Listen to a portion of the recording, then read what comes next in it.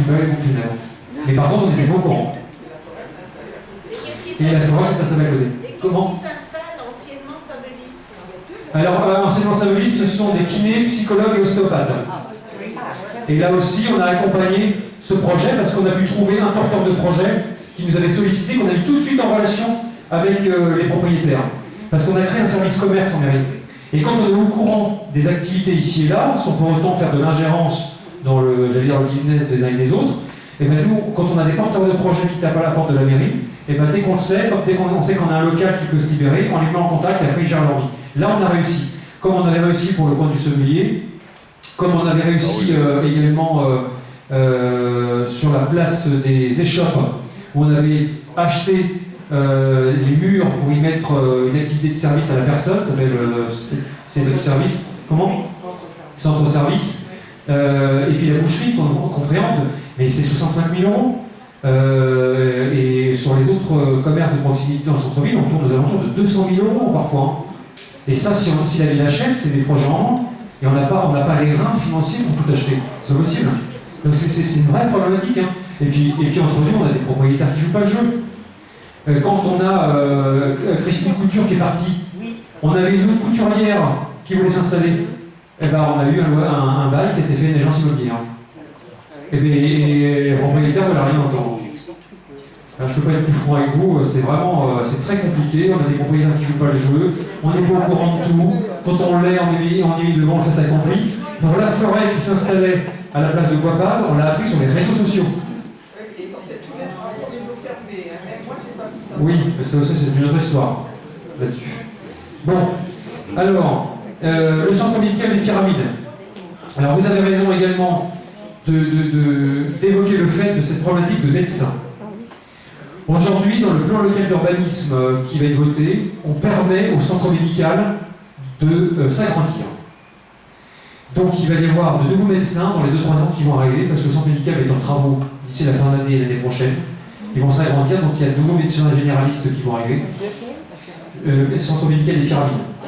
Et il y a des nouveaux équipements aussi de technologie, je ne peux pas tout vous dire, qui vont aussi arriver. On aura bientôt les nouvelles dans la presse. Donc voilà, on a un centre médical qui va se booster, mais heureusement qu'on a un centre médical qui est privé qui se stimule, et grâce aussi au fait qu'on permet aussi au PMU maintenant qu'ils puissent s'agrandir, parce que c'est une vraie problématique du territoire. On a une population qui vieillit, on a plus de 80% des médecins qui ont plus de 50 ans, donc ils vont partir en retraite, et aujourd'hui, d'après les professionnels de santé que nous rencontrons, ils souhaitent maintenant s'installer de manière pluridisciplinaire. Ils ne veulent plus s'installer tout seuls. Il faut créer des maisons médicales pluridisciplinaires où il y a un médecin généraliste qui arrive avec d'autres spécialités pour qu'ils travaillent ensemble et qu'ils se partagent les frais avec un assistant ou une assistante administrative qui puisse gérer aussi leur quotidien. Donc ça, c'est une problématique. Et donc on y réfléchit également à terme aussi dans l'écoquartier. Donc on a une cabinet médical qui arrive, et même avec un prestataire privé, Office Santé, qui est à côté du promoteur Kaufmann & Broad. Ils ont déjà une difficulté importante à trouver des généralistes, parce qu'ils ne veulent pas forcément bouger, parce qu'ils ne veulent pas payer des loyers importants tout de suite, parce qu'ils veulent aussi un certain nombre de surfaces, etc. Donc et puis on paye le numerus clausus, c'est clair. Hein. Donc aujourd'hui l'État a annoncé qu'en effet que le numerus clausus sera supprimé à partir du 1er janvier 2020, mais le temps que les nouveaux médecins arrivent... Donc, on se saisit du dossier. On sera mort. Mais c'est pas ça. Ce problème-là n'est pas qu'à Morpan. Ah non, c'est pas qu'à Morpan. Ah non. Là, Élancourt vient d'annoncer à la clé de Saint-Pierre l'ouverture d'une maison médicale avec un médecin généraliste qui arrive, à la clé de Saint-Pierre, donc sachez-le. Et un psychologue également. Donc voilà, c'est long, mais on va y arriver. À la Croix-Blanche, c'est kiné qui arrive, ostéo. Bon, c'est paramédical, mais bon. Les kinés. À la place de l'ancienne pharmacie. Et les vétérinaires, il n'y en a pas? Ah oui.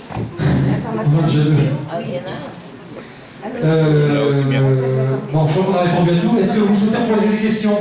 Allez-y, madame. Non, j'ai pas envie de finir. Non, pour rattraper un petit peu, parce que tout à l'heure matin, un peu traîné.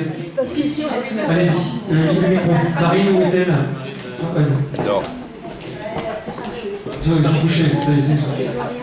Non, oui, sur le mail, il y a souvent beaucoup des vélos qui passent, des trottinettes électriques, enfin tous ces machins-là.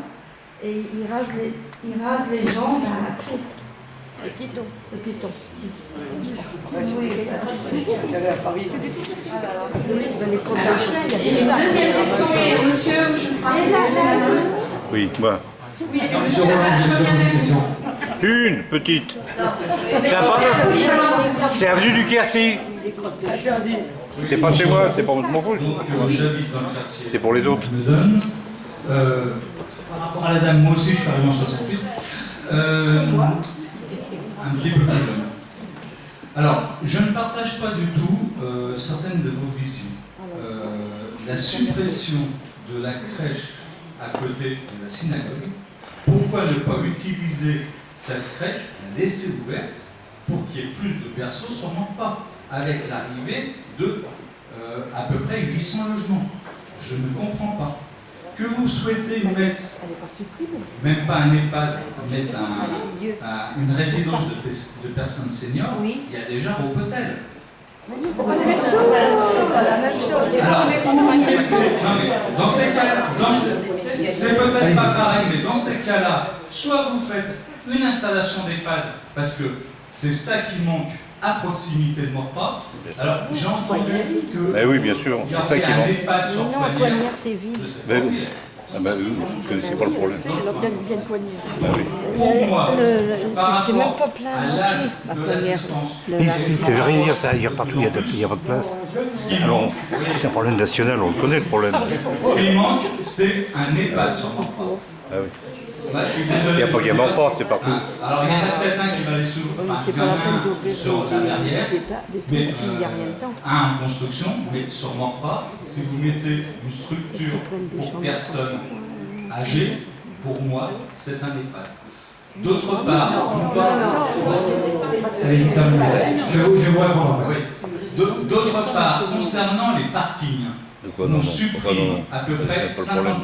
50% des places de parking autour de la Dans les Verrière. Non, on en a 150. On en aura 750 plus Et il y en a 150. combien là 900. Là, il y en a 950 actuellement. Oui. Bon. Il ne faut pas les supprimer. Hein. Les gens, il faudra avoir son passe Navigo pour pouvoir aller se stationner. Donc les personnes qui ne prennent... C'est ce que j'ai entendu. Oui, il faut stationner gratuitement dans le parking, il faudra se Gratuitement. gratuitement. Ah oui, moi, attendez, sur Maurepas, le stationnement a toujours été gratuit. Oui, mais c'est un parking qui est réservé à la gare, c'est pas pour aller chez soi. Généralement, il me semble que le parking de la gare, les deux parkings de la gare, ils fonctionnent avec la gare. Généralement, il n'y a personne, Oui. il me semble, qui vont laisser leur voiture pour aller faire leurs courses. Ben, ce sera la même chose pour le prochain parking. Mais il n'y en a pas assez. Il y en a...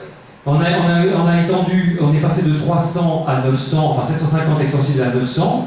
Aujourd'hui, c'est financé par 50 ans Yvelines, le département et la région Île-de-France qui est compétente en matière de transport aux abords de France dans les gares, le train. Et le parking va coûter 10 millions d'euros.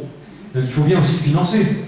Donc aujourd'hui, la règle dans toute l'Île-de-France, c'est que les parkings aux abords des gares soient gratuits pour les détenteurs de passe Navigo. Avant, c'était payant. Hein. Enfin, on est bien d'accord. Ça, on ne pourra plus bouger. Ça, on pourra plus bouger, ça. Et d'autant plus que ce parking sera sécurisé sous vidéosurveillance, ce qui n'est pas le cas actuellement sur les parkings où bon nombre d'habitants, quelles que soient les communes, se sont fait casser leur voiture. Écoutez, C'est pas vu des vidéos que ça peut faire quelque chose. et ça fait des dizaines d'années, et moi j'ai jamais eu de voiture. Ah bah vous avez ça. Alors, pour vous répondre. Mettons pas sur le que. Non, c'est l'avantage qu'on aura, en fait. Facturation de voitures sur cette partie. Je n'irai pas jusque là, mais c'est pas, je dirais, le point d'achoppement. Non, mais en fait, l'avantage, c'est qu'on a réussi à obtenir beaucoup plus de places de parking que c'était auparavant. Après, ce que je peux vous dire également, c'est que puisqu'il y a des lignes de transport en site propre qui vont être développées, puisqu'il y a les lignes de bus qui ont été avancées sur Maurepas, c'est aussi cette idée de pousser les habitants qui vont à la gare à prendre de bus plutôt que de prendre leur voiture. Quand vous habitez le centre-ville ou à la limite les vestiaires ou un peu la Marnière, si on a des bus qui fonctionnent bien, qui sont bien adaptés, en général vous prenez le bus. Vous ne prenez pas votre voiture pour aller au parking. Par contre, si vous habitez Villeneuve, le Parcours ou les Mousseaux, là je peux comprendre que vous preniez votre voiture pour aller à la gare. Donc l'idée c'était pas la double peine, c'est-à-dire que en même temps que vous avez votre voiture, de payer en plus le parking, plus le passe Navigo, là ça devenait compliqué. Donc on a réussi à retirer le tarif pour ceux qui sont détenteurs du passe Navigo, on a réussi à obtenir l'extension du parking, 750 dans un premier temps, et extensible à 900 si on sent que ça devient compliqué. Il faudrait toujours plus, je suis d'accord avec vous, sauf que là, ça me paraît plutôt raisonnable. Il y a les méthanes qui arrivent, Oui, les 800 logements. mais il est prévu des places de stationnement de l'autre côté de la verrière pour ceux qui habitent les bécanes, et en plus, ils ne seront pas loin de la gare. Bon. Ouais. Après, pour la résidence, là, je ne suis pas d'accord avec vous. On a le droit. Non, juste pour vous faire une précision. On a fait ce choix, c'est pas une suppression de la crèche, c'est un déplacement de la crèche dans un autre quartier extensible en étant le nombre de berceaux. On part au plus 18. Et Si vous gardez la crèche là, plus l'autre que vous créez, puisque... alors, non, c'est pour vous dire. Non, en fait, non, je vais vous expliquer pourquoi on a fait ce choix. Parce que on crée une nouvelle crèche dans Paris-Ouest. On crée une nouvelle crèche dans l'école de la ville Parc, qui est un déplacement de celle des Hauts-Boulots, plus 18 berceaux. Pourquoi on fait ça? Parce que la vente du terrain pour créer une résidence senior nous permet de financer les 1,7 million d'euros que vont être nécessaires pour réménager l'école de la ville Parc, qui était dans un sale état. Le bâtiment était vieillissant, il y avait des fuites partout. Et donc cet argent, finalement, au lieu de le prendre sur les impôts des Morpasiens, eh ben, ce sera grâce à la recette de la vente du terrain. Et pourquoi on fait une résidence service senior? Parce que c'est l'entre-deux. Entre les habitations accessibles à propriété ou location qu'on a tous autour de nous, et l'EHPAD. L'EHPAD, c'est médicalisé. Et l'EHPAD, c'est pas la ville qui choisit. C'est un appel à projet départemental, et il y a une sélection par l'ARS, l'Agence régionale de santé, qui décide là où on a des EHPAD. Et Morpa a déjà 2 EHPAD. Robotel, qui va s'étendre avec une vingtaine de chambres supplémentaires, dont les travaux commencent à l'automne. Hors de prix. Sur le côté, c'est 3 000 € par mois. Ah oui, c'est hors de prix. Et Corian. Bah oui, hors de Et prix. ex-parentèle. On a déjà 2 EHPAD, c'est énorme pour une ville. Et donc aujourd'hui, on a l'entre-deux. C'est un service qui n'existait pas sur Morpa ou qui est attendu par nos seniors. Parce qu'on a beaucoup de seniors qui sont dans des grands logements, dans des maisons ribou qui font 4 ou 5 pièces. C'est devenu un enfer à entretenir. Et donc, pour leur permettre de rester à Morpa, on leur permet d'avoir une résidence-service avec tout ce qu'il faut à proximité pour un loyer modéré pour les petits revenus. Entre, j'ai plus 800 et 1000 € par mois, quelque chose comme ça, pour ceux qui le peuvent, avec une aide, évidemment, qui est possible. Voilà. C'est un produit qui n'existe pas. Et on va rajouter aussi que la structure de la crèche des Hauts-Boulots, la structure de la crèche des Hauts-Boulots était dans le même état que nos écoles. Donc, s'il avait fallu, si on avait tout soit peu gardé la crèche, il fallait aussi faire des travaux extrêmement conséquents. Oh, faut pas exagérer quand même. Faut pas exagérer. Bon, puis pour les vélos sur le mail, ça va être compliqué. Hein. Ah oui. Oui, on peut faire des petits panneaux, il faudrait peut-être vous conseiller des hélices. Oui, Allez. Alors, Bon, je crois qu'on en on peut a plus. joué les prolongations, vraiment mettre du temps, je vais m'imposer un peu. On vous remercie tous d'être venus, c'est vraiment, par une soirée aussi C'est chaude, gentil.